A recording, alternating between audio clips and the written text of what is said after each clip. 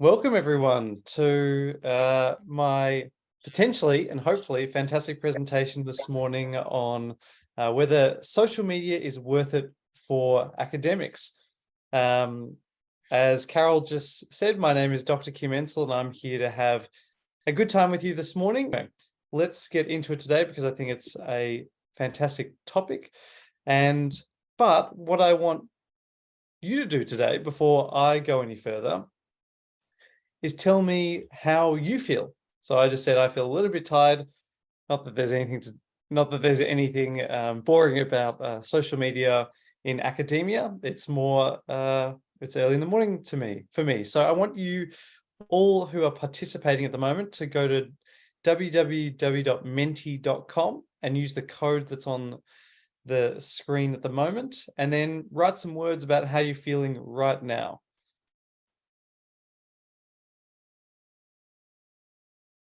All right, warm, happy, excited, good. It's a good start.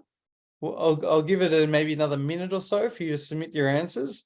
Want to get as many feelings as I can. Fine, okay. Don't all have to feel at the top. We can be in the middle as well. Low mood. I appreciate the honesty. All right, okay. Interested. I love this. Exhausted. I feel that. Unproductive. Yeah, I also feel that.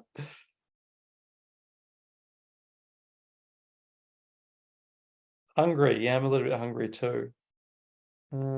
Outstanding. Okay. Anxious.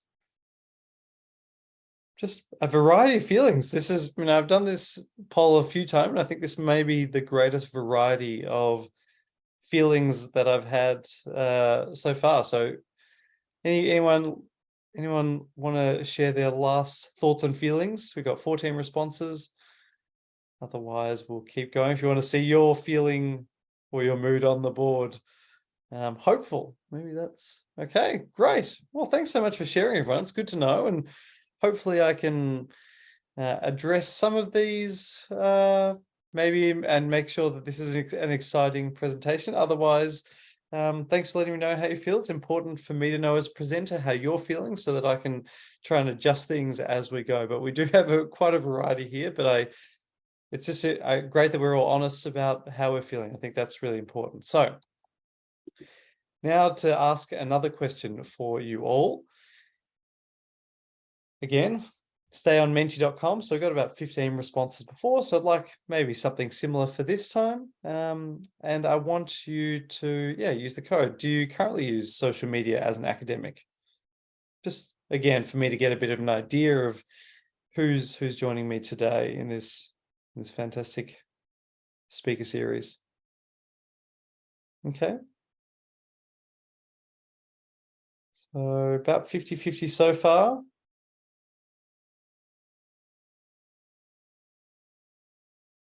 Just wait for a few more responses.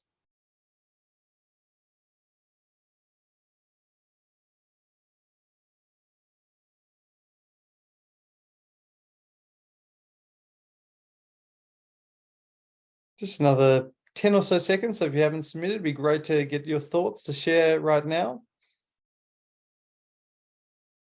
Okay, great. Thanks for sharing. So roughly, counting for sample size, let's just say half of you are using social media as an academic right now. My last question for the moment before you stop having to interact and you can hear what I have to say. So do you intend to use social media more in the future? So whether you are using it currently now or you're not at all, just want to know how many. Okay, this is a good mix. So maybe a lot of you are attending today to figure out, well, is it actually worth it? Is Kim going to tell me anything that I don't already know? Okay, amazing responses. I've got 14 responses there. So most of you aren't sure. Okay, interesting. One, definitely not. Hey, I maybe won't be able to convince you, but that's okay. And most of you, and some of you also, yes. So thanks for sharing that. This will be really important for me as I frame this presentation as we go along. But Let's get stuck into it. So I'm sure you're wondering who I am. So my name is Dr. Kim Encel, and I have a bit of a interesting kind of work balance at the moment. So currently I spend about half my time consulting for UNESCO. So that's the United Nations Educational, Scientific and Cultural Organization. I do that remotely from Melbourne in Australia, and where I am right now, where it is 5:10 a.m., just reminding myself. And importantly, I also work remotely for specific UNESCO offices, one in Kathmandu, Nepal, one in Jakarta, Indonesia, one in Bangkok, Thailand. And my work with these organizations is around sport for development. So basically using sport to enhance certain outcomes like disability inclusion, gender equality, education levels. So that's my, I guess, current work in that sphere. So a little bit different to the audience that's joining me today, less hard science, more soft science.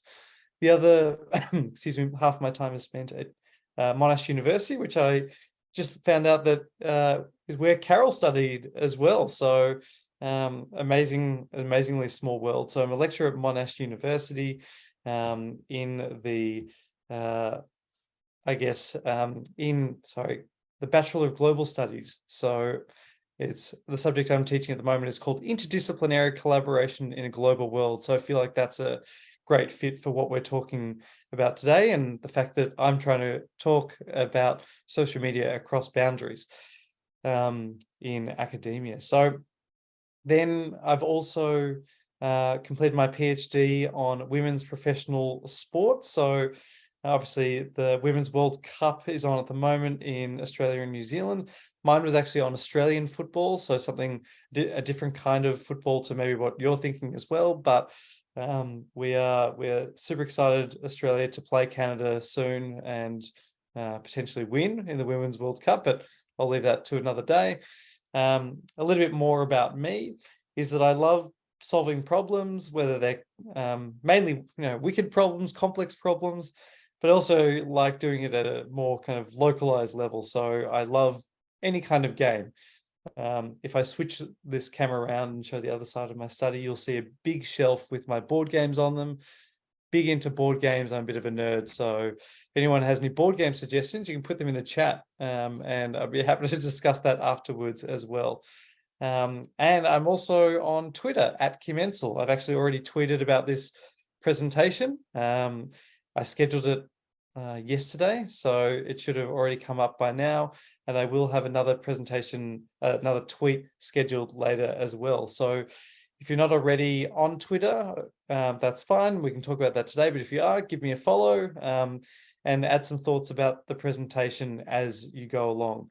That would be amazing. And just a bit of a heads up, I aim to finish this presentation in about 20 minutes or so, depending on how quickly everything goes. And then afterwards, we'll have a chat and answer any/all of your questions about social media and academia. So this is me on Twitter at the moment. This is what my Twitter footprint looks like.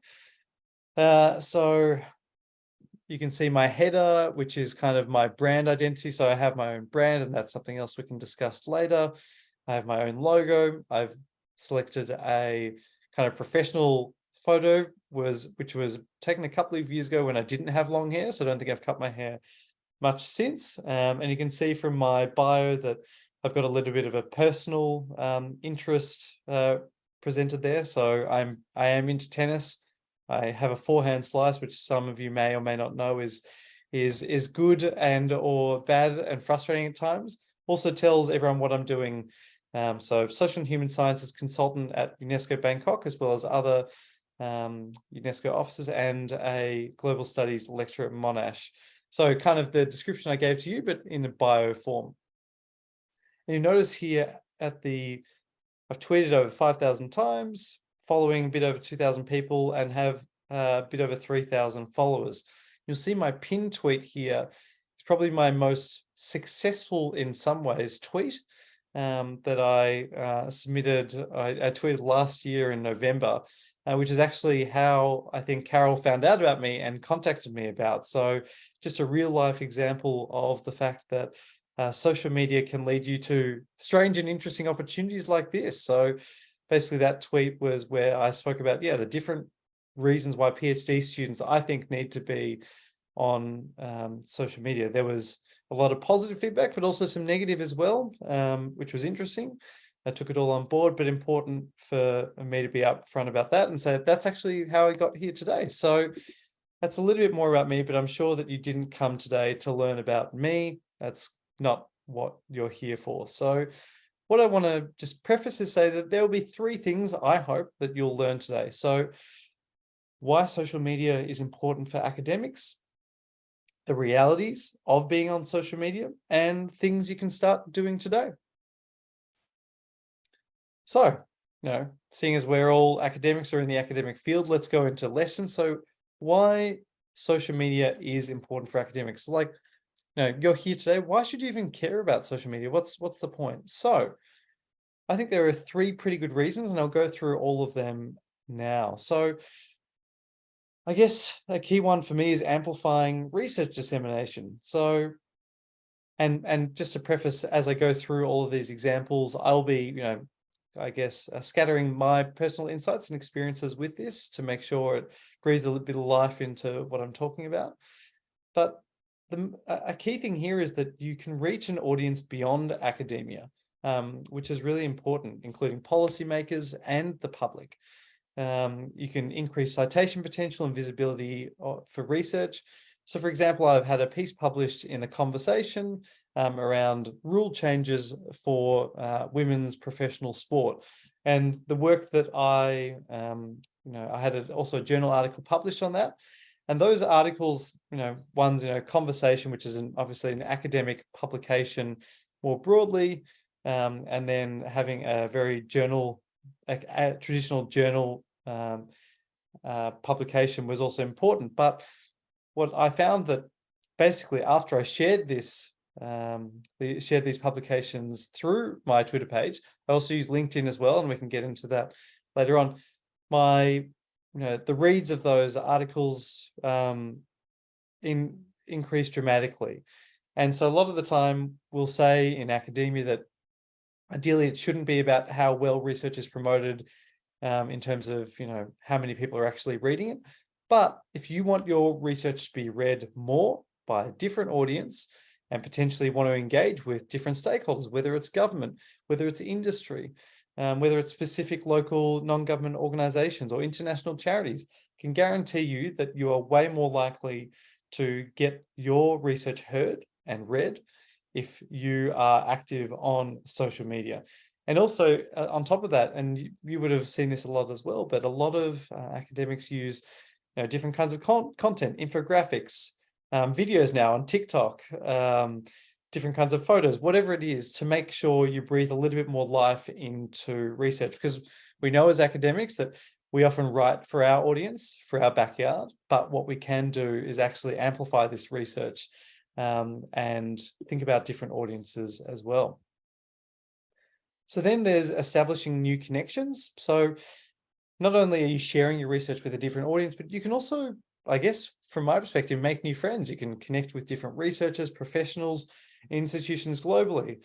There's been countless numbers of times where I've maybe met someone in person at a conference, but then hung out with them online on Twitter and commented and replied to their work, and they replied to my tweets, and then we're now in person more friendly. So it's not just establishing new connections, but it's also deepening the existing connections you might have. So again, it means that you can work across disciplines and foster knowledge exchanges. So you can work with people from different backgrounds because you're on something like Twitter or LinkedIn. A lot of my work, say, for the United Nations, for UNESCO, and when I share that on LinkedIn, that's now often led to me having new and wonderful guest speakers for my lecturing at Monash University. So point being there that just because I post about one thing means that I can potentially get new and interesting connections from another area as well. And also within academia, of course, academia is super broad, and especially for the UBC Therapeutics Initiative, there's lots of different academic conversations you can and are having already, but that you could enhance as well. So that's an important part of social media. And also enhancing job security. I think this might be a little bit of an odd one for people, but this is about making sure that you can essentially show off your work to the academic community and remain front of mind. So again, I had an example recently when I was on a trip where I was told that potentially I should consider applying for a lecturing position. And I was like, I wasn't sure that I should apply for that lecturing position in this international location.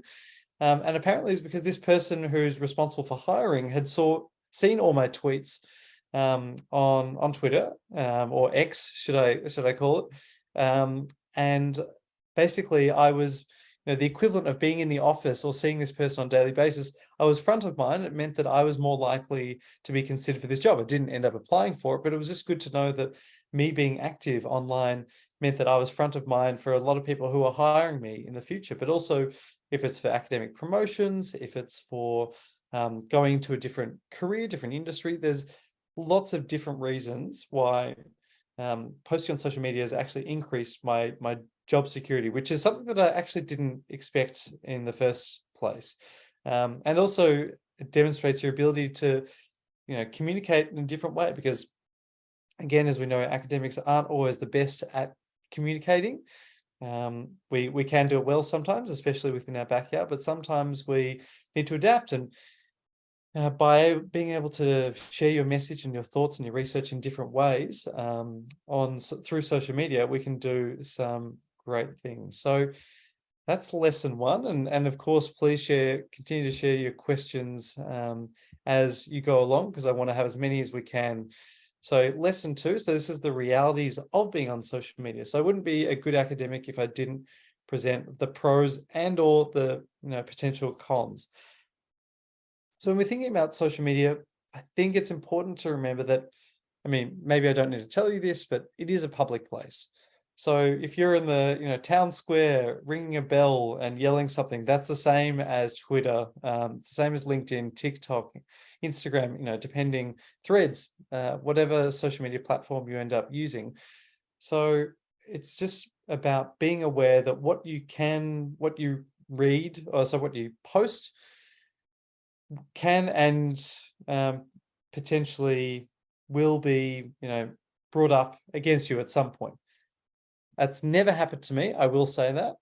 But just important to note that when you are posting whatever content is, that anyone could find it. And that, can be a good thing, can be liberating, but also it can be a little bit daunting. So you need to consider the potential impact of your words and how they might be interpreted. So that's a really important point. You can't just say whatever you want. Essentially what you are on social media, especially if you're doing it as an academic, it's an extension of your work persona or your work personality. So kind of how you would be in the workplace, hopefully you are all inclusive and respectful people in your workplace, means that you will potentially be like that on your social media account. So you're not maybe tweeting so much about your personal opinion or spicy personal opinions. It's more about your general thoughts. I tweet a lot about tennis or gardening and things that I like to do, but those are also things that I often talk with my work colleagues about. So it's about maintaining a somewhat professional tone, but it's also important, don't be too professional, because it depends on who you're trying to reach and what your goals are. And we'll get to that in a moment, but try and be, as considerate as you can be when you're posting. Also, it takes time and effort. I will say that for those potentially in the maybe pile, being on social media, being active on social media is an effort. I'm trying to, for example, tweet at least once a day. And now I often think about things and think, okay, what could I tweet about one day? Or what should or shouldn't I tweet about? which is, may sound a bit strange, but that's the reality of it. It's something that goes on in the background. Oh, something interesting happened in my lecture today. I might talk about that. Oh, I've got some research that's coming out. Oh, my colleague did this. Oh, my zucchini's looking great in my garden. I might talk about that. But it does take a bit of time and effort.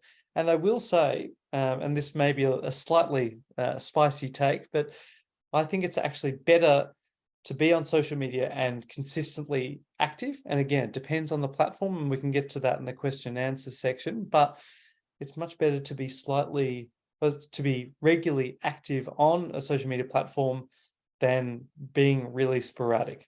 So I, think about it more as an axon terminal, or maybe that's an analogy that works, an all or nothing principle for social media. You're either on it and using it regularly, or you're not, because I think that when you're on it and you want to get the most out of it, using it and it becoming a habit is super important. So as you do that, set realistic expectations and dedicate intervals.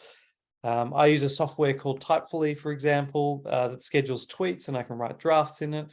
There's lots of other software out there that can make things a little bit easier. You can now schedule posts on LinkedIn as well, another platform that I use.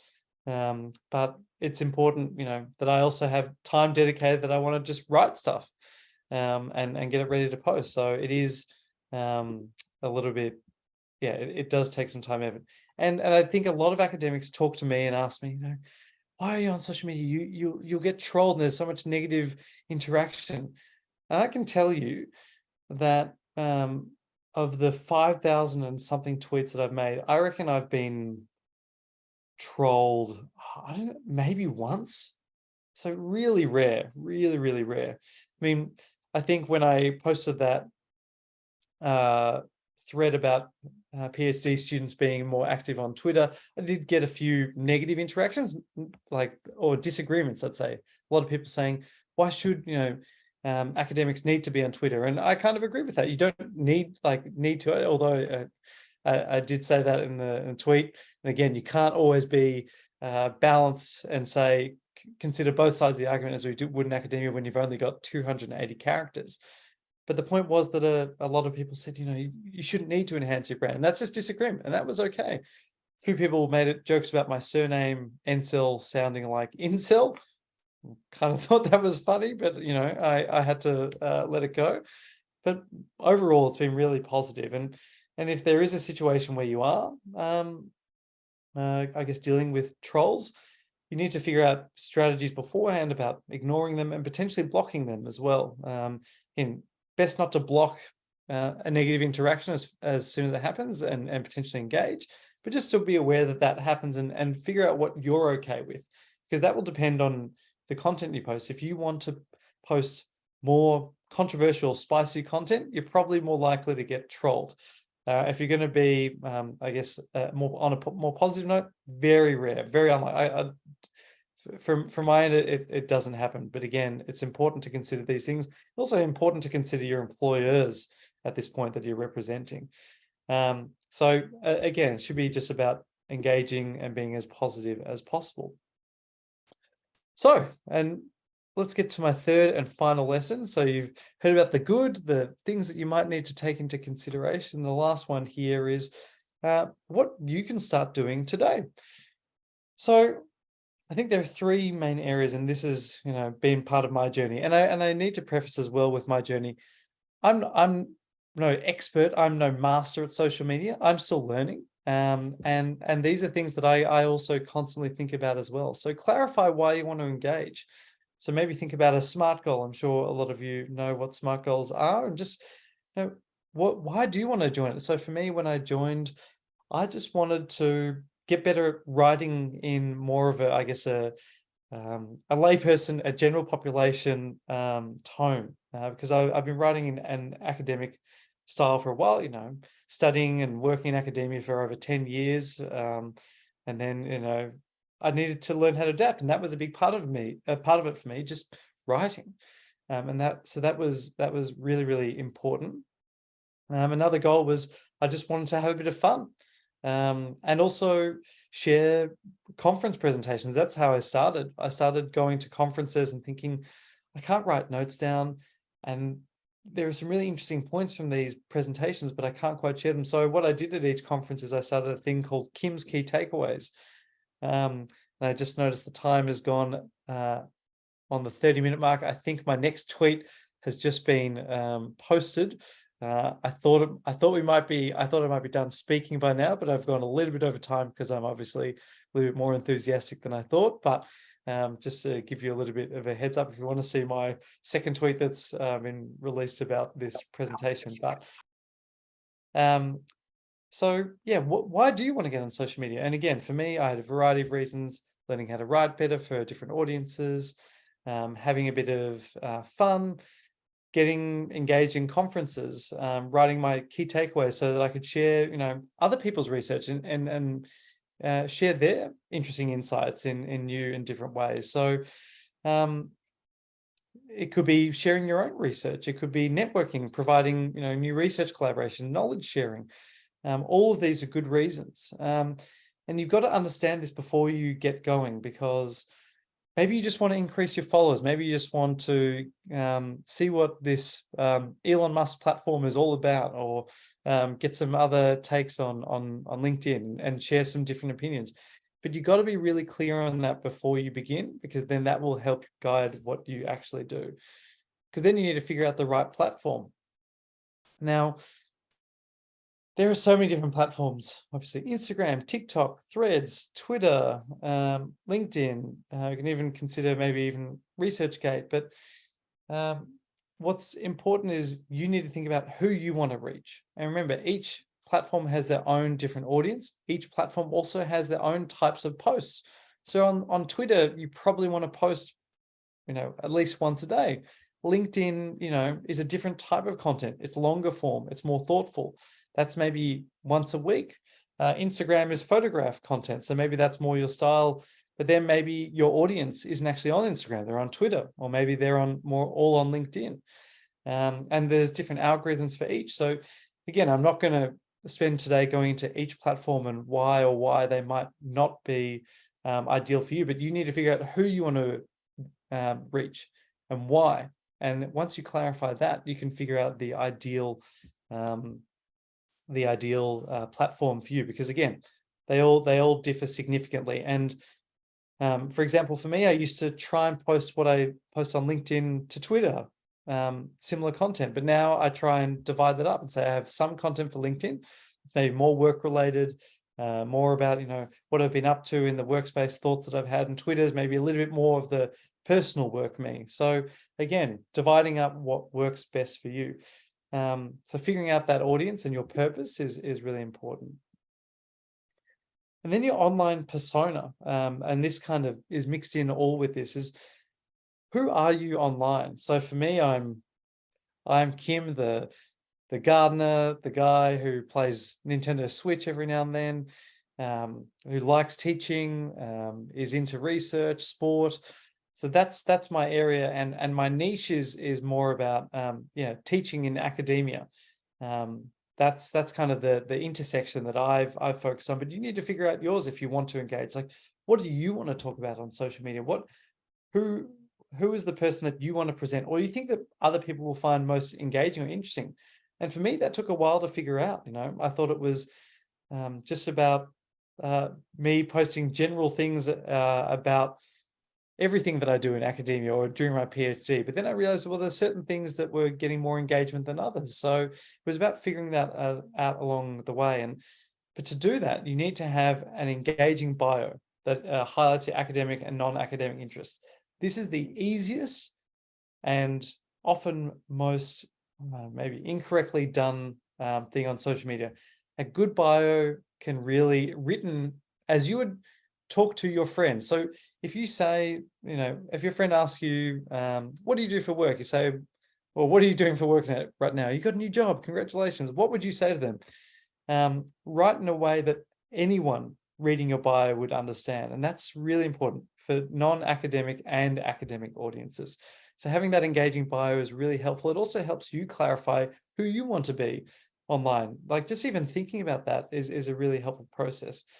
And then a profile picture that shows work you. Again, a lot of people just put any old photo on there, and that's okay. But again, if you want to do social media properly, you need to figure out the right photo. So for me, it's me smiling and wearing a shirt, because that's, that's me, I think, in a work scenario. But yeah, it's important to think about what work you is and how you want that to come across. So again, these are some really important areas that you need to consider, and stuff that you can start doing today. So I don't want to talk forever. I much prefer engagement. I want to hear from you. So here are my 3 social media lessons from today as a recap. You can screenshot this and post it on Twitter if you want. More academics should be on social media. I think for me, that's plain to see. There are so many benefits, whether it's amplifying your research, whether it's connections, whether it's job security. It's great. It's not easy. There are challenges involved. It takes time and effort. There can be negatives. It's just, it needs some thought to go into it. And also you need to make sure you're representing your organization as well as you can. And then think about why you want to get involved. What your platform, your audience, kind of your guiding goals, because it could be you want to get as many followers as you can, compared to just making new friends. Who knows? But you need to be really clear on that before you get started. So now, I wouldn't be a good academic if I wasn't doing some sort of evaluation. So I want you all to let me know now. Go back to menti.com and enter the code. Do you intend to use social media more in the future? Okay, this is so far so good. The no person, maybe you're still the same no person, or maybe it's someone else. But this it seems like I've converted a lot of the maybes into yeses. That's a bit of a win from my side. I'll give you another 10 or so seconds 20 seconds to submit your responses. We've got 8 here. I think we had about 14 earlier, so it'd be great to get as many as we can. Just to let me know if you intend to use social media more in the future. I can play some elevator music while we wait. No, a couple more no's. Okay, interesting. I'm going to get a screenshot of this one. Okay, so thanks so much, everyone, for sharing and listening. Now, here's the exciting part for me. I mean, I do like talking, but I'd much prefer to hear from you. So I'm going to stop sharing now, and let's have a bit of a chat.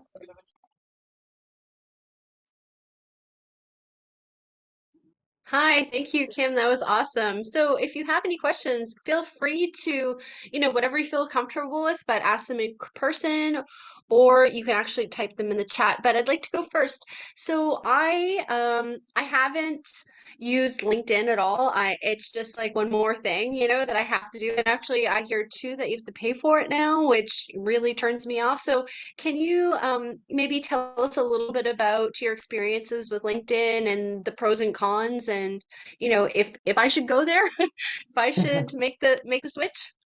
I mean, I guess my first question to you, Carol, would be, what do you want to get out of it? But I'll leave that for a moment. But I'd say that you don't have to pay for LinkedIn. You can subscribe to Premium, and that gives you some benefits, but I don't think it's worth it, at least at my level. Maybe if you're applying for jobs, it might be. So that's the point on payment. I think that, again, it depends on where all of your colleagues are. So if all of your colleagues are on LinkedIn, then yes, absolutely engage with LinkedIn. Connect with all your colleagues and then post. And I think that the key thing about LinkedIn that I think a lot of people have got wrong, and I will say this, and including me, is that a lot of people do it just as a brag, and say, hey, here's this amazing thing that I did, which is fine. But what is best on something like LinkedIn is to say that here's a lesson that I have, or here's something that you might find interesting. Not just, I just got a new promotion. I mean, there's a time and place for that, and I think that's okay. But it's about saying, right, I'm really, just for example, my recent post, I had to rewrite that a few times. I wrote a post about coming back from my trip to Europe. And my point was basically mentioning all the people that I'd met along the way, and sharing that, you know, having work friends is important, I think, for me. Of course, there's a little bit of bragging in it, and a little bit of, okay, look at me, I'm great, and that's what social media is about. Is a bit of, you know, of course, it's self-promotion, but doing it with the audience in mind is really important. And I think that LinkedIn is a great way to do that. Don't need to do it as often as Twitter. You know, as I said, it might be a once a week post, but that can be a really great way to engage with your audience and your colleagues in different ways. You know, actually, so for people who don't know, Kim and I, well, we both went, or he's still at Monash, but I did my PhD at Monash, and the culture between I find between Canada and Monash, this is just my opinion, and Kim, let me know what you think, but Sure. I think there was kind of a negative, like this was like, I graduated in 2019, so this is a few years ago, but I think there was kind of a bit of a negative, like view of social media and promoting your research, especially as medical, researchers on social media, as it's like, I think you mentioned bragging, like it seemed like it was bragging, or it seemed like it was, I don't know, just somehow it had a negative connotation. And I never saw it that way. I saw it as, promoting research and learning about other people's research. And I was wondering what your take on that was, and if, yeah, what you think of the cultural divide. It's a great question. I think about this a lot. Um, and it does depend on each discipline.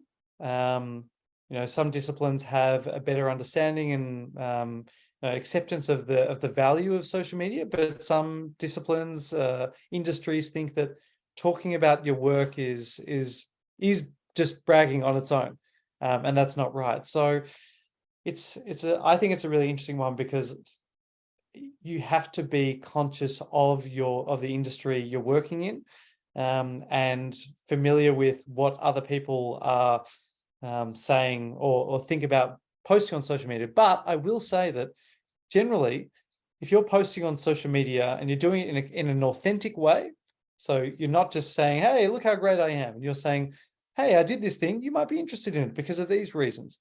If you're authentic and say, like you would in a conversation, you wouldn't just say, you wouldn't, if you're at a work function or at a dinner with work colleagues, you're not going to say, hey, read my paper, it's the best. You would say, you bring it in conversation. You'd say, okay, well, this might be interesting based on what you said before. So I think that that's really important to make sure it comes across the right way. But also, the people that don't like social media are often the people that aren't on it. So you don't necessarily have to worry too much about them. But it depends. Some academics just like to go on there to lurk and see what are my staff doing. Are they saying the right things? But that's very rare. Most are pretty accepting, especially when they're on social media themselves. Great, thank you. So we do have a question from Gabrielle, who asks, what is your opinion about Twitter and the future of this platform? Ooh, the $1 million question or $1 billion question.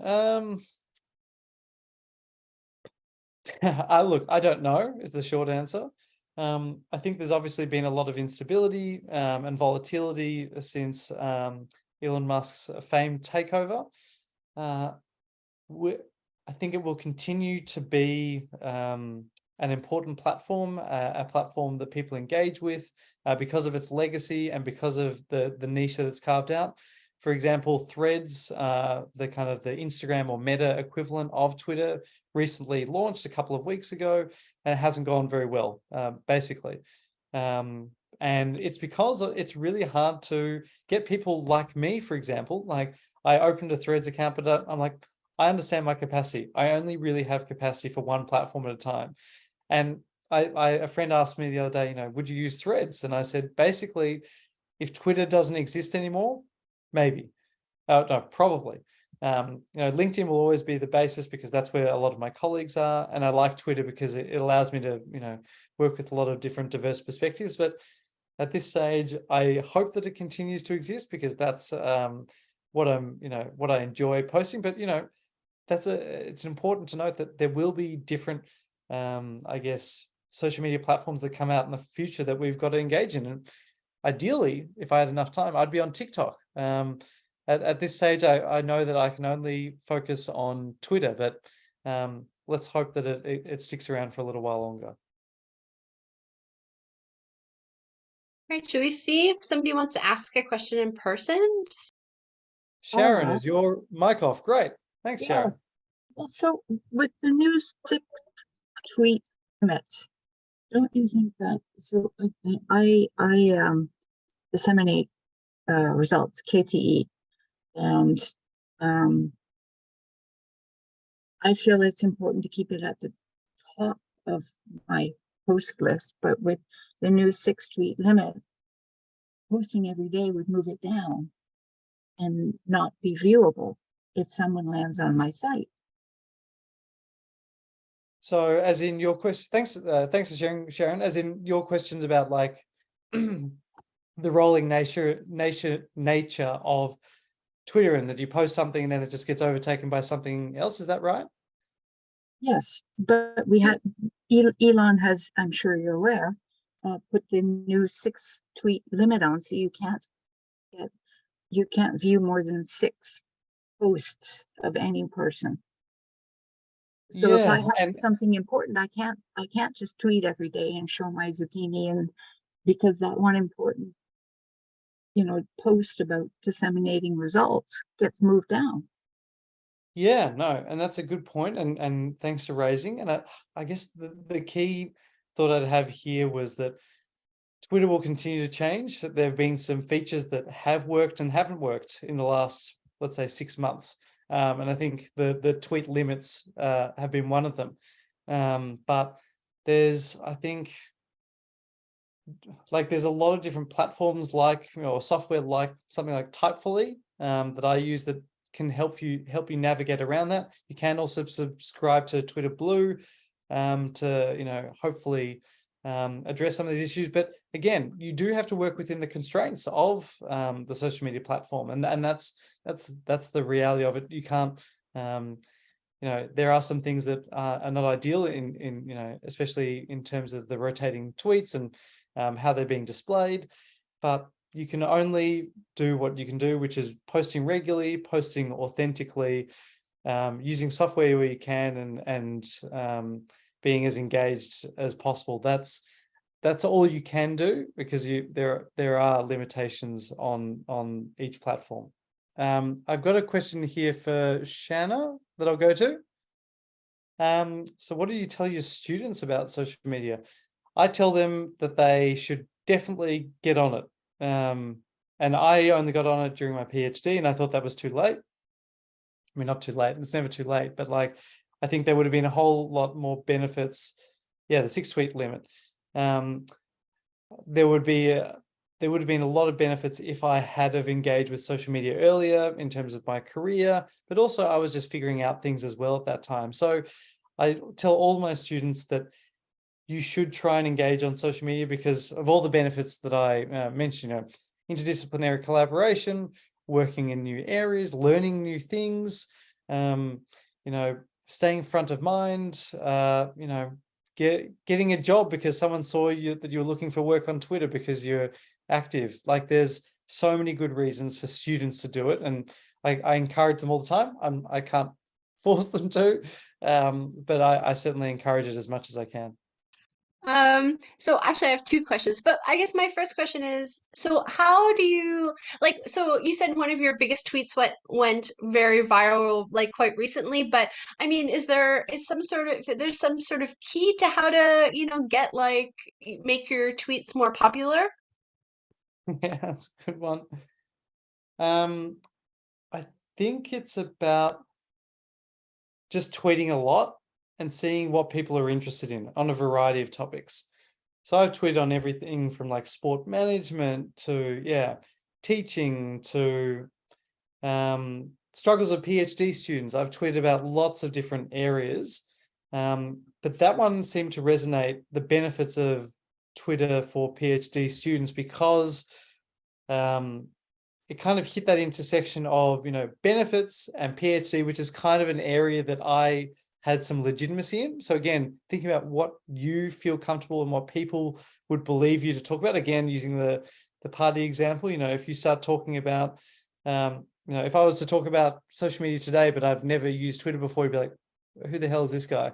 But important to think about what you have the authority to talk about. And so I think that in that case, people saw that I had a PhD and saw that I was reasonably active on Twitter, so thought that that was believable. And then also I tagged a few different, I guess, academic sharing accounts. So academic Twitter, Open Academics. That's all. That was also really key, because if they like it, or if often their bots pick it up, they will retweet it, and then that enhances the reach way further as well, which leads me here today. So I'd say that popular tweets, I reckon I've written threads or Twitter, tweets that are better than that kind of viral thread there, but that doesn't necessarily get the attention. It's sometimes just luck as well.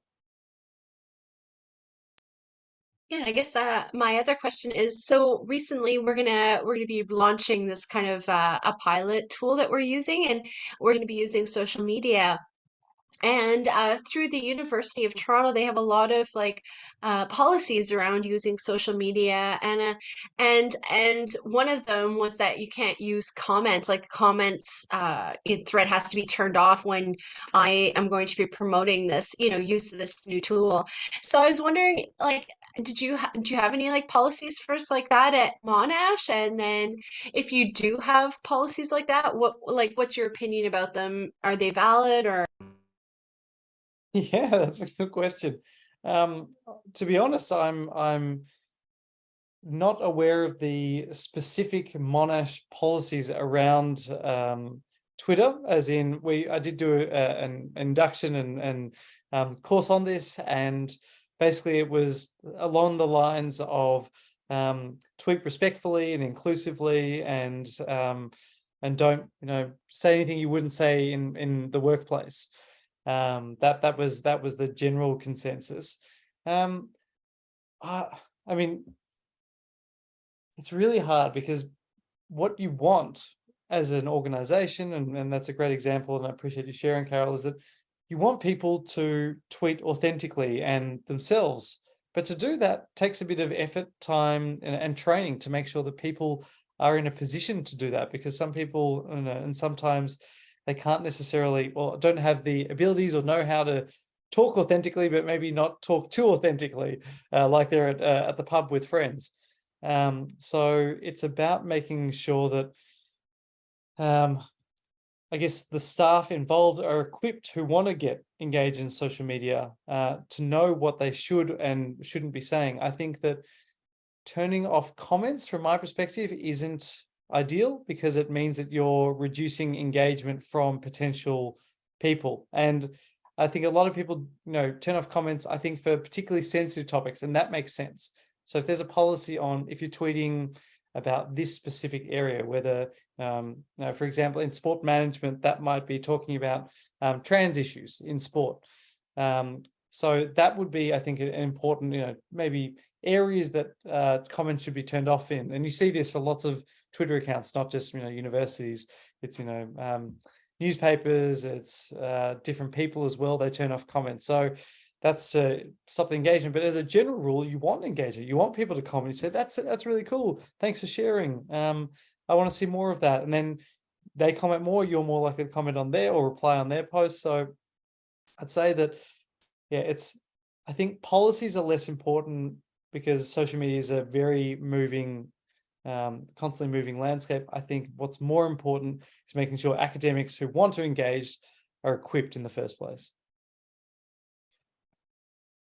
All right, well, thank you so much, Kim, and thank you everybody for attending. It's been such a really informative talk, and yeah, like I hope to see you again soon, maybe in another future Method Speaker series.